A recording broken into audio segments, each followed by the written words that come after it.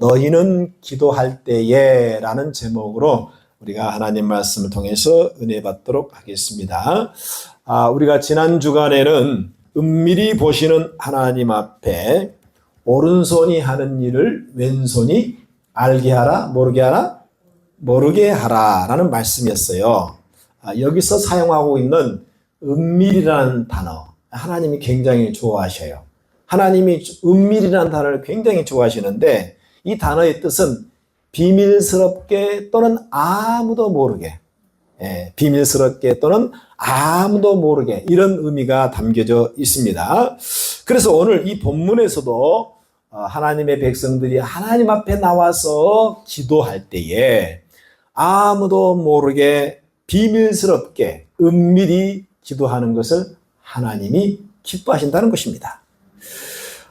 우리 하나님께서 이 우주 만물을 창조하셨는데 이 창조물 가운데에 하나님과 유일하게 인격적으로 소통할 수 있는 유일한 이제 특권을 우리 인간에게만 주셨습니다. 따라서 이 기도의 정의는 우리 하나님과, 즉 아버지와 자녀, 부모와 자녀, 은밀한 인격적인 대화가 바로 기도의 정의입니다. 할렐루야. 우리가 대화하면 내가 말하고 내가 듣고, 그렇죠? 또 듣고 내가 말하고, 이것이 바로 하나님과 우리 사이에 기도라는 그런 통로로 소통을 할 수 있다라는 것입니다. 따라서 하나님과의 은밀한 인격적인 대화가 여러분 우리의 기도의 정의인 줄로 믿습니다. 이것은 우리 인간에게 주신 하나님의 놀라운 은혜이고 축복이라는 사실이에요. 왜냐하면 피조물에 불과한 인간이 조물주가 되신 그 거룩하시고 그 이루 말할 수 없는 높이 계시는 그 하나님과 교제하는 것은 엄청난 우리 하나님의 인간을 향한 배려라고 생각이 됩니다. 유대인들에게 있어서 하나님이 인정하는 최고의 경건생활, 하나님이 인정하는 최고의 경건생활, 제가 지난주도 말씀드렸죠. 세 가지. 그 세 가지에 대해서 예수님께서 마태복음 6장에 지금 말씀하고 있는 거예요. 왜? 유대인들이 최고의 경건이라고 하는 이 세 가지가 문제점이 있었던 겁니다. 첫 번째가 바로 지난 생활에 했던 구제였고, 오늘은 이제 기도에 관한 것이고, 다음 주에는 이제 금식. 그러니까 구제와 기도와 금식이죠. 여기에 심각한 문제를 발견한 겁니다. 이들은 은밀히 보고 계시는 하나님 앞에 구제하고 기도하고 금식하는 것이 아니라 사람들에게 보이려고 자신들의 경건과 그 의로운 이러한 경건의 모습들을 사람들에게 보이려고 자랑 삼아서 그렇게 했다는 것입니다. 결국은 이들은 하나님께 한 것이 아니라 사람에게 한 것이, 쇼를 위한 것이 되어버린 것이죠. 우리가 알다시피 이 기도생활은 우리 신앙생활 가운데 정말 핵심 중에 핵심이 아니겠습니까? 이 기도생활이 너무나 중요하기 때문에 우리 예수님께서도 사역, 출발, 진행, 마침 모든 과정마다 기도로 마친 것을 알 수 있다라는 거예요. 마지막 갈보리 언덕 십자가에 처형 당하시기 전날 밤에도 겟세마네 동산에서 주님은 땀방울이 핏방울이도록 기도했다는 사실을 우리가 잘 알고 있습니다. 그만큼 주님은 기도 사역을 중요하게 생각하셨던 것입니다. 그런데 이렇게 중요한 기도의 생활이 하나님 앞에 가짜 기도가 있다는 거예요. 그 문제를 지적하고 있는 겁니다. 따라서 오늘은 이 본문 말씀을 통해서 우리 자신의 기도 생활을 함께 점검하는 시간이 되었으면 여러분 은혜가 될 줄로 믿습니다. 먼저 우리가 본문 5절을 한번 다 같이 한번 읽어보겠습니다. 자, 본문 5절 시작. 또 너희는 기도할 때에 외식하는 자와 같이 하지 말라. 그들은 사람에게 보이려고 회당과 큰 거리 어귀에 서서 기도하기를 좋아하느니라. 내가 진실로 너에게 이르노니 잘못된 외식 기도를 주님이 지금 점검하고 있죠.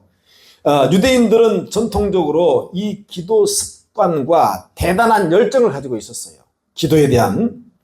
하지만 이것이 세월이 흐르면서 어떤 형식화가 되어버리고 종교적인 어떤 습관화가 되어버렸다는 것입니다. 그래서 잘못된 기도 습관이 그들 몸에 자신들도 모르게 배웠던 겁니다. 소위 말해서 형식화된 기도 생활과 사람들에게 보이려고 인정받기 위해서 하나의 종교적인 도구로 그들이 변질시켰다는 겁니다. 그래서 이 기도가 정형화되어지고 형식화되어지고, 그래서 이것을 한마디로 바로 외식 기도다라고 주님이 정의하고 있던 것입니다. 따라서 예수님은 이 본문에게 너희는, 여기서 너희는 누구예요? 바로 주님의 제자들에게, 너희는 바로 저와 여러분들에게 기도할 때에 외식하는 자와 같이 하지 말라고 금지 명령을 내리셨던 것입니다. 할렐루야. 이 영어 성경 NIV에 찾아보니까 뭐라고 나왔냐? Do not be like the hypocrites라고 나왔어요. Do not be like the hypocrites. 여기 중요하게 hypocrites라는 단어인데, 극장에서 많은 사람들이 보는 앞에서 연극 배우가 가면을 쓰고, 이 가면을 쓰고 원래 자신의 모습을 비추는 것이 아니라 그 연극 대본대로 딴 사람의 모습을 이제 표정으로, 말로, 몸짓으로 표현합니다. 그래서 극장에서 연극 배우는 자기가 악역을 맡았다라면 얼굴도 흠상궂고 언어도 폭력적으로 사용하고 이제 그런 역할을 하는 거죠. 그리고 또 선한 주인공을 맡았으면 원래 본인은 그런 사람이 아닌데 그 선한 주인공에 맞게끔 가면을 쓰고 똑같이 연극을 여러분 해냅니다. 히포크라테스라는 단어가 바로 이렇게 쇼를 보여주는 그런 위선자라는 뜻이라는 겁니다. 많은 사람들에게 보여주기 위한 이 기도가 바로 외식 기도. 이들이 바로 종교 지도자였던 그 당시에 바리새인들과 서기관들이었습니다. 할렐루야. 그래서 참 목사의 기도가 위험한 겁니다. 저도 목사지만 목사는 기도해야 된다는 큰 부담감이 있어요. 그래서 뭐예요? 항상 성도들의 눈치를 많이 봅니다. 왜? 우리 목사는 기도를 많이 해야 한다. 저에게 부담 주지 마세요. 할렐루야. 물론 사명은 우리 성도들을 위해서 당연히 기도를 해드리는 것이 목사의 할 일입니다. 그런데 그것이 단지 성도들에게 보이기 위한, 그래서 목사직을 유지하고 그 일을 위해서 어떠한 책임 또는 사명감이 아닌 성도들에게 눈치 보고 보이기 위한 기도가 된다면 그거는 기도가 아니라는 겁니다. 이 당시에 바리새인과 서기관은 종교 지도자들이, 오늘날로 말하면 바로 목회자입니다. 그리고 교회 리더급들입니다. 중요한 것은 이들은 주님을, 하나님을 만난 적이 없기 때문에 하나님과 상관없이 세속적으로 종교적 행위를 통해서 사람들에게 자신들을 인정받기를 원해서 그런 외식 기도를 했다는 겁니다. 때문에 이들의 기도, 외식 기도는요, 아까 성경에 나와 있죠. 어디서 한 거예요? 사람들이 많이 머무는, 돌아다니는 회당, 유대인들이 회당, 그 다음에 뭐예요? 사람들이 많이 다니는 사거리. 그래서 많은 사람들이, 그래서 바리새인과 서기관들은 이렇게 옷이 늘어진 옷을 탁 정복을 입고 여러분 수염을 딱 여러분 이렇게 쫙 한 다음에 거리에서 쫙 이렇게 기도하는 겁니다. 그러면 지나가는 사람들이 역시 우리 종교 지도자들은 달라. 역시 우리 교회 목사는 기도를 많이 해. 역시 우리 교회 목사는 위대해 대단해. 저렇게 경건하게 하나님께 기도해. 그거를 지금 여러분 주님이 뭐라고 했냐? 외식 기도라고 딱 잘라서 말씀하고 있어요. 그래서 결론적으로는 외식 기도의 대상은 하나님이 아니라 사람이 되고 말한 거예요. 여러분 응답은 하나님이 주시지 사람이 주는 게 아니에요. 할렐루야. 사람들에게 보이려고 하니 이 기도는 결과로 아까 히포크라테스 즉 가면을 쓴 위선적인 기도 즉 쇼에 불과하는 겁니다. 무대에서 공연하는 배우들은요 똑같은 연기를 하루에도 1차, 2차, 3차 공연을 하죠. 반복해서 똑같은 형식을 가지고 청중들에게 쇼하고 보여줍니다. 때로는 웃기도 하고 때로는 울기도 합니다. 하지만 이 모든 것은 결국은 배우로서이지 그것은 가짜고 또 가짜이고 쇼에 불과하다는 것입니다. 이렇게 습관적으로 형식적으로 대본대로 연극을 펼칠 뿐이에요. 그런데 만약 우리의 기도가 하나님 앞에 이처럼 연극 배우처럼 한다면 이 기도야말로 여러분 위선적이고 가짜입니다. 여러분 기도는요 형식보다는 하나님 앞에 하는 주님 앞에 진솔하게 하는 하나님과 나와의 조물주와 피조물과의 1대1의 관계 1대1의 인격적인 여러분 기도가 되어야 할 줄로 믿습니다. 그게 포인트예요. 그래서 형식보다 중요한 게 여러분요 하나님 앞에 정말 진실한 마음, 간절한 마음이 담겨져 있느냐. 예를 들어서 우리는요 눈을 뜨고서도 돌아다니면서 기도할 수 있습니다. 또 눈을 감고 기도할 수 있습니다. 큰 소리로 주여 주여 삼창하면서 하나님 앞에 부르짖고 여러분이 간구하는 기도를 드릴 수 있습니다. 성경 말씀에 보니까 뭐 눈 뜨고 기도하라 눈 감고 기도하라 없어요. 기도의 형식은 성경에는 말씀하지 않아요. 성경 어디를 찾아봐도 눈 뜨고 기도하라 눈 감고 기도하라 없어요. 오히려 유대인들은 두 눈을 번쩍 들고 두 팔을 이렇게 벌리면서 기도합니다. 기도에는 어떤 형식이 없습니다, 여러분. 누워서 할 수도 있고 화장실에 응아를 보면서 할 수 있고 길을 걸어가면서 할 수 있고 밥을 먹으면서 할 수 있고 일하면서 할 수 있고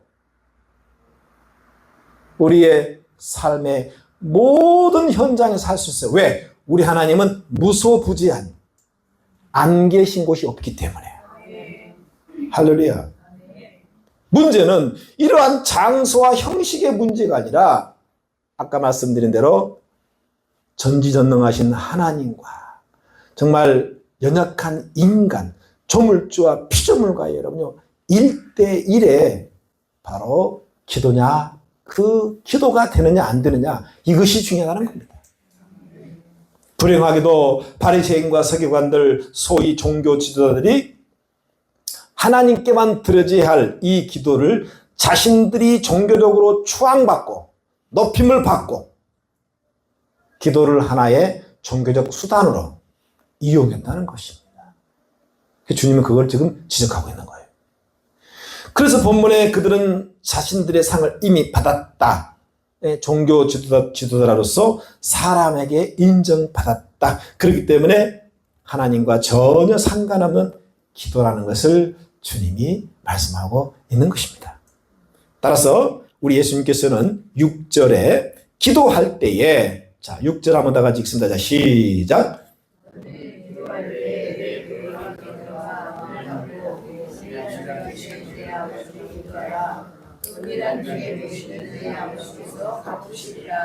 하나님은 은밀한 걸 좋아한다 그랬어요. 할렐루야. 지난 주간에 말씀드린 것처럼 은밀한 중에 아무도 모르게 여러분요 구제하는 거, 그리고 오늘 기도하는 거, 그리고 금식하는 거. 예. 은밀한 중에 계신 내 아버지께서 갚으시리라. 여러분, 골방 기도라고 하는 것은 기도자와 하나님과의 1대1의 관계에 진심 어린 기도를 말씀하고 있어요. 사람들을 의식하고 사람들에게 종교적으로 인정받기 위한 쇼의 기도가 아니라 하나님께 말 그대로 뭐예요? 정말 집중하는 기도를 골방 기도라고 우리가 말씀을 드릴 수 있습니다. 그래서 8절에 보면 하나님은 여러분요, 이미 구하기 전에 너희에게 있어야 할 것을 하나님 너희 아버지께서는 아신다는 거예요. 예, 이 말씀을 거꾸로 뒤집어 놓고 보면 뭐예요? 우리는 이미 기도하기 전에 응답받고 기도하는 겁니다. 미리 안다잖아요. 할렐루야.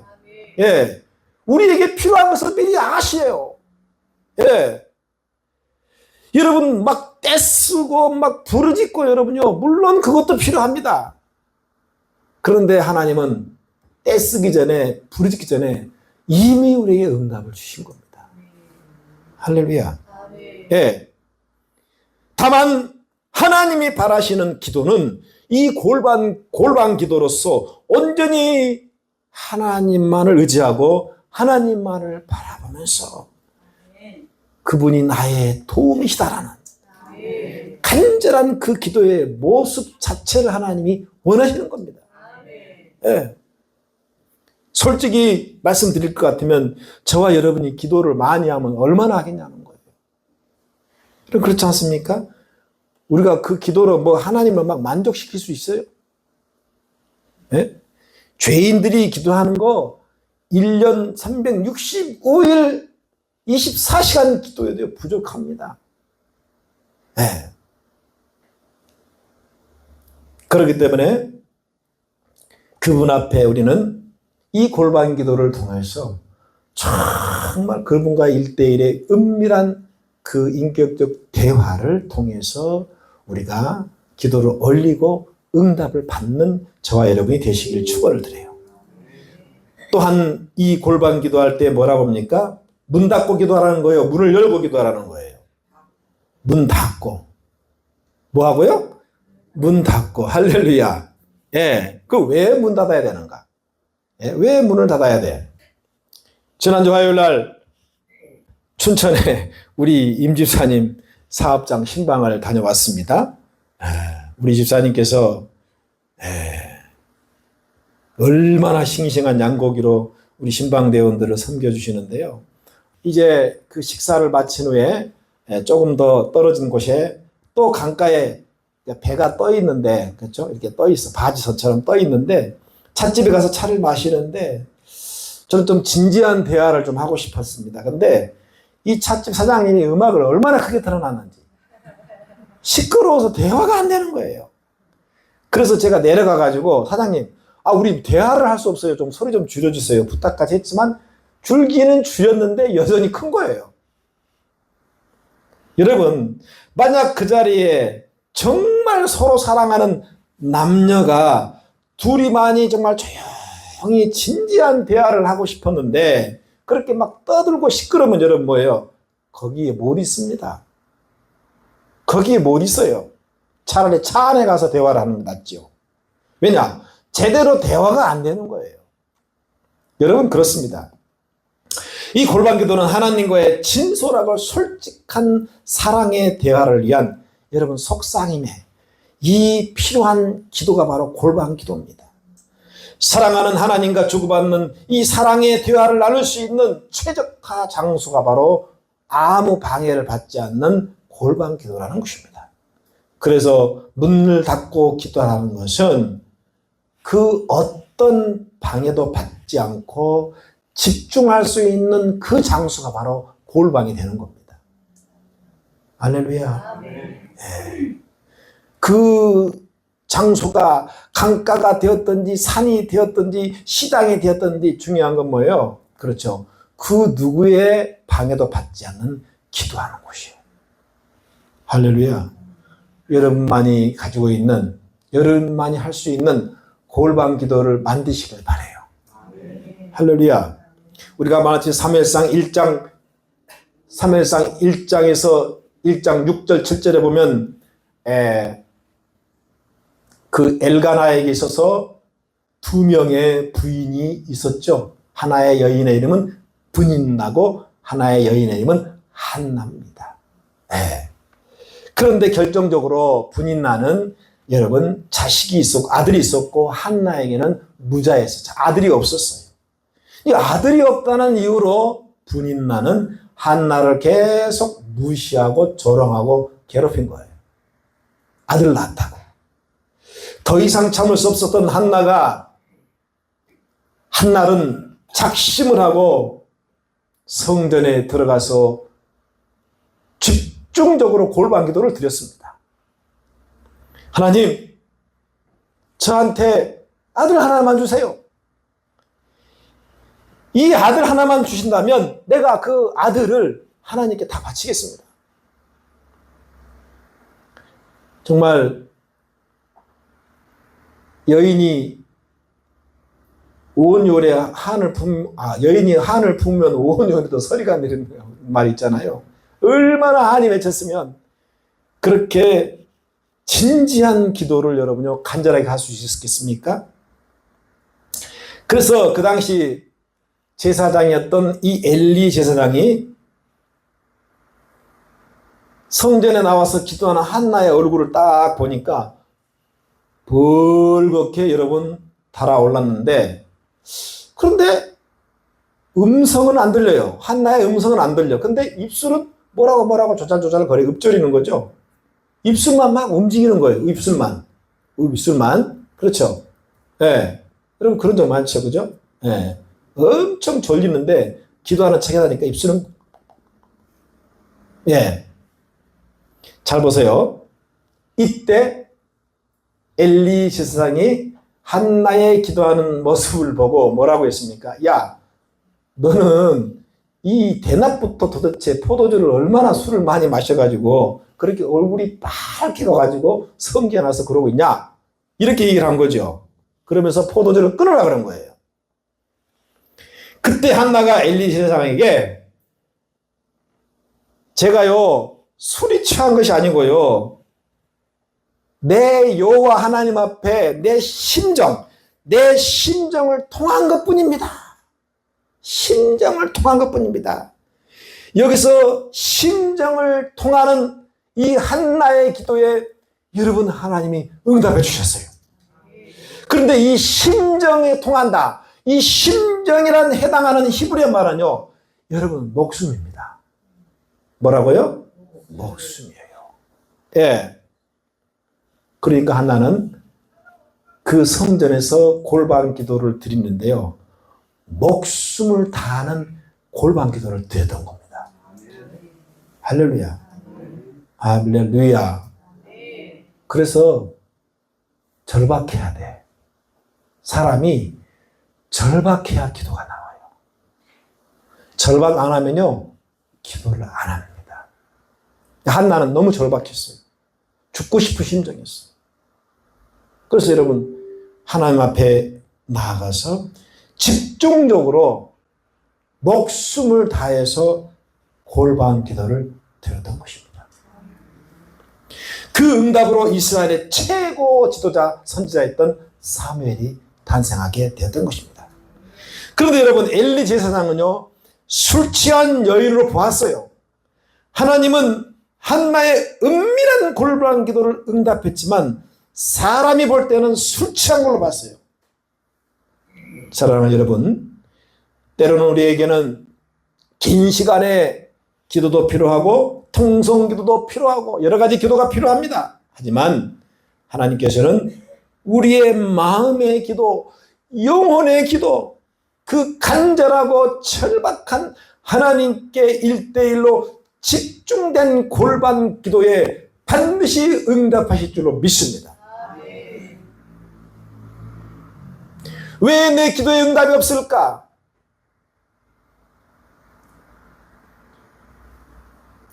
이러한 의문을 갖지 마시고요.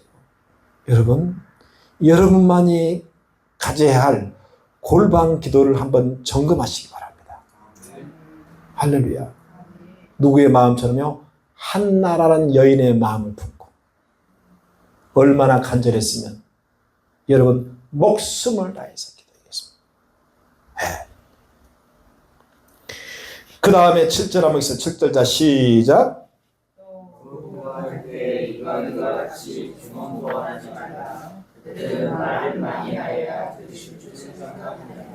아멘. 예. 어떻게 또 아멘이 기어 들어가네. 할렐루야. 중언부원의 여러분 이 기도이죠, 그죠? 예. 그러니까 한마디로 의미 없는 말, 이런 말을 계속해서 짓거리면서 되풀이하는 그러기 중언부원의 그런 정의죠. 마치 이 이방인들이 죽은 신에게 주문을 외우듯이 막 그렇게 외치고, 그렇죠? 하는 거예요. 그 중언부원의 기도가 가장 잘 표현된 것이 우리가 잘 아는 여러분요, 바로 이 엘리야의 그 갈멜산 기도 때 바로 바알과 아세라 신을 섬겼던 그 선지자들이었죠. 850명. 그들도 동일하게 하늘을 향해서 바알이여, 바알이여, 바알이여 계속해서 기도했습니다. 그러나 응답이 떨어지지 않았죠. 그러니까는 죽은 신에게 계속 짓거리는 겁니다. 그러나 살아계신 하나님 앞에 엘리야가 기도할 때 여러분요, 불이 내려서 도랑물을 다 핥아버리고 다 태워버리고요. 그래서 여러분요, 승리한 겁니다. 예, 할렐루야. 다시 말씀드리면 죽은 하나님으로, 응답하지 못한 하나님으로 주시면 주고 되면 되고 말면 말고요 라는 식으로 여러분 우리가 막 짓거리는 거예요. 그게 바로 여러분요 바알과 아세라상을 섬겼던 그 선지자들의 기도입니다. 그게 중언부원이에요.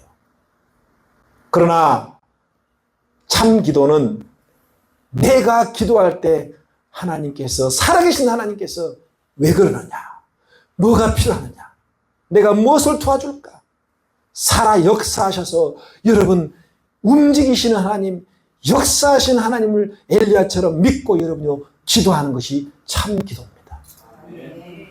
할렐루야. 기도의 형식은 있지만 지금 자기가 무슨 기도를 하는지 모르고 막 허공에 막 그냥 날려버립니다. 그게 바로 중언부원의 기도인 겁니다. 할렐루야. 그래서 여러분 기도할 때에 생각을 잘 정리하시고요. 마음 가운데 여러분요, 성령께 의지하고 하나님께 의지하고 여러분 똑바르게 기도해야 됩니다. 할렐루야. 그냥 눈 감고 그냥 이렇게 막 아무 생각 없이 시간만 때우는 그런 기도가 아니라 명확하게 정확하게 나의 생각과 나의 뜻을 하나님께 여러분요 명확하게 알으시길 바랍니다. 할렐루야. 네. 어떤 유튜브에 제가 언젠가 한번 잠깐 스킵하면서 본 적이 있는데요. 어떤 아주머니가 키우는 똘이라는 앵무새가 있어요. 이 똘이가 얼마나 똘똘한지. 네. 자기야, 갔다 왔어? 갔다 왔어? 막 그러는 거야. 네? 얼마나 똑똑한지 여러분요. 그 가족 이름을 막 불러요. 가족 이름을 불러가면서 사람 말을 그대로 흉내내면서요. 막 사람처럼 말을 잘해요. 너무 잘해요. 앵무새. 네. 나 배고파. 밥 줘. 밥 줘. 여러분, 지금 이 앵무새가 잘 들으세요. 배고픔과 상관없이 짓거리는 것이지 진짜 배고파서 자기의 감정과 의지를 가지고 드리는 게 아니에요. 자기의 어떤 의지와 감정과 상관없이 그냥 그 언어적인 것으로 짓거리는 거예요. 여러분 계속 똑같은 말을 반복하면서 짓거립니다. 이게 바로 중언부원인 거예요. 거기에는 마음의 어떤 의지, 감정 없습니다. 그냥 입으로만 짓거리는 거예요. 이것이 바로 여러분요 중언부원의 기도의 여러분 대표적인 거예요. 인격적인 우리 하나님 앞에 나와서 기도할 때에 그런 식으로 기도한다라면 여러분 하나님께서 응답할 리가 만무하지요. 네. 그래서 하나님의 인격적인 그 인격과 우리 인간에게 주신 부여해 주신 그 여러분 그 인격과 인격이 만나서 여러분 마음의 감정과 생각과 여러분 모든 것을 다 담아가지고 마치 아버지와 자녀 사이에서 정말 진실하고 솔직하고 진지한 대화처럼 우리가 여러분 하나님 앞에 여러분 대화하고 기도할 때에 하나님께서 그 기도 가운데에 반드시 응답하실 줄로 믿습니다. 할렐루야. 예. 물론 우리가 중요한 기도를 놓고 볼 때 얼마든지 여러분이 똑같은 말을 아버지 이거 응답해달라고 되풀이할 수 있어요. 근데 중요한 것은 그렇게 기도할 때 하나님이 내 기도에 응답을 주시는 인격적인 아버지, 그리고 나의 하나님 아버지의 당당한 자녀의 입장에서 요구하고 기도하는 것이 중요하다는 겁니다. 부모는 사랑하는 자녀가 무엇이 필요한지 자녀보다 더 먼저 알고 있어요. 말을 하지 않아도, 자녀가 말 안 해도요, 새해가 되면 자녀 등록금을 내야 한다는 것을 부모가 더 잘 알고 있어요. 그래서 미리 준비하고 있어요.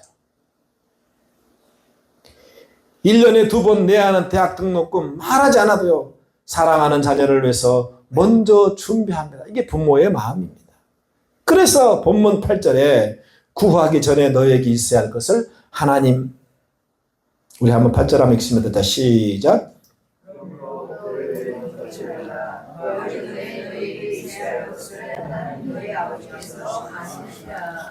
이 말씀이 얼마나 큰 위로가 됩니까? 위로 안 됩니까? 되죠? 구하기 전에 한다는 거잖아요, 여러분요. 우리 형편과 처지를 나보다 더 잘 알으신 하나님이잖아요. 이스라엘을 지키는 자가 졸지도 않고 주무시지 않고, 여러분 보세요. 우리가 하루에 이 샤타가 몇 번 닫았다 열었다 하죠? 혹시 아시는 분? 나는 하루에 눈을 몇 번 깜빡인다. 모르죠? 하루에 머리 감으면 내가 몇 개가 빠지고 몇 개가 나는지 아는 사람 모르죠? 하나님은 우리의 머리카락까지 다 알고 계신다잖아요. 할렐루야. 눈동자같이 지킨다 그러잖아요. 네? 눈을 깜빡일 때 우리는 그냥 무의식적으로 깜빡이잖아요. 나는 생각하지도 않아요. 근데 이 눈동자를 보호하기 위해서 나도 모르게 자동으로 샤타가 내려갔다 내려갔다 이러면서 막 기름을 칠하는 거예요. 물을 칠하는 거예요. 근데 여러분, 내가 의식하지 않더라도 하나님은 나를 의식하고요, 눈동자처럼 보호해준다는 겁니다. 그러니까 오늘 구하기 전에 너에게 있어야 할 걸 아버지가 다 안다는 겁니다. 이처럼 큰 위로에 대한 말씀이 어디 있습니까? 하나님께서 나의 아버지가 되시기에 나를 책임져 준다는 말이에요. 할렐루야. 책임져 준다는 말이에요. 우리의 필요를 너무나 잘 아시는 하나님이 바로 전지전능하신 바로 본문에 나오시는 하나님 아버지입니다. 그분이 이 본문에서 약속하고 있습니다. 은밀한 중에 갚아주시겠다. 은밀한 기도 가운데 응답해 주시겠다. 반드시 응답해 주시겠다라고 약속하고 있어요. 할렐루야. 할렐루야.